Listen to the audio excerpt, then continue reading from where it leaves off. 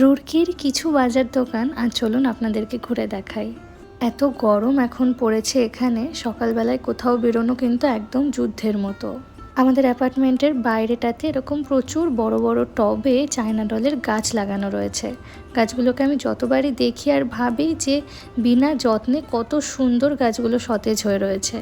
আর আমার ঘরে যে চায়না ডলের গাছটি রয়েছে, গাছটিকে কত যত্ন আমি করি, তবু এদের মতো এত সতেজ হয়ে উঠতে পারে না। কাভারের জন্য রাস্তাঘাট একদম ফাঁকা, এমনকি অনেক দোকানপাটও কিন্তু বন্ধ রয়েছে। এই পুরো শ্রাবণ মাসটা জুড়ে চলে কাভার যাত্রা, যেটা সত্যি কিন্তু দেখবার মতো। যাই হোক, আজ আমি এসেছি আমার রুরকিতে ভীষণ পছন্দের একটি দোকান, সাগর ক্রকারিজে। দোকানটির নাম নিশ্চয়ই বাইরে আপনারা লেখাতেও দেখলেন। আজ আমি এসেছি টুকটাক কিছু জিনিস কেনবার জন্য, তবে এখানে এসে ব্রাসের এই নকশা করা ঘটিটা আমার ভীষণ পছন্দ হয়েছে। দাম এটার প্রায় ছিল 1300 টাকার মতো। তবে খুব পছন্দ হওয়া সত্ত্বেও আজ আর ঘটিটা নিলাম না, কারণ এই মুহূর্তে আমার এই জিনিসটার দরকার নেই। আর দরকার ছাড়া এখন কোনো রকম জিনিস আমরা আমাদের এই 1 BHK অ্যাপার্টমেন্টটাতে কিনছি না।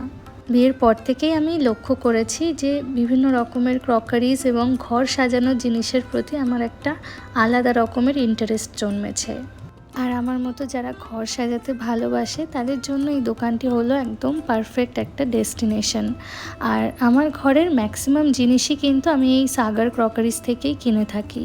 রুরকিতে আসার বেশ কিছুদিন পরে আমি এই দোকানটির নাম জেনেছি এবং এসে দেখলাম যে অ্যামাজনের থেকেও বেশ অনেকটা কম প্রাইসে কিন্তু এখানে জিনিসগুলো পাওয়া যায়। ওই দোকানের কাজ মিটিয়ে আমরা এসেছি একটা ইন্টেরিয়র শপে।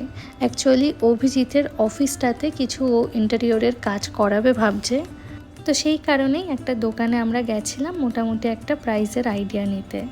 ওর অফিস রুমটা পুরোপুরি রেডি হলে আপনাদের সাথে ডেফিনেটলি শেয়ার করব IIT প্রফেসরদের অফিস রুমগুলো কেমন কি হয়। বাড়িতে আসার সময় প্রকাশ থেকে একটু মিষ্টি এনেছিলাম ঠাকুরের জন্য। চলুন তবে ভিডিওটা এখানেই শেষ করছি, কথা হবে আবার পরের ভিডিওতে।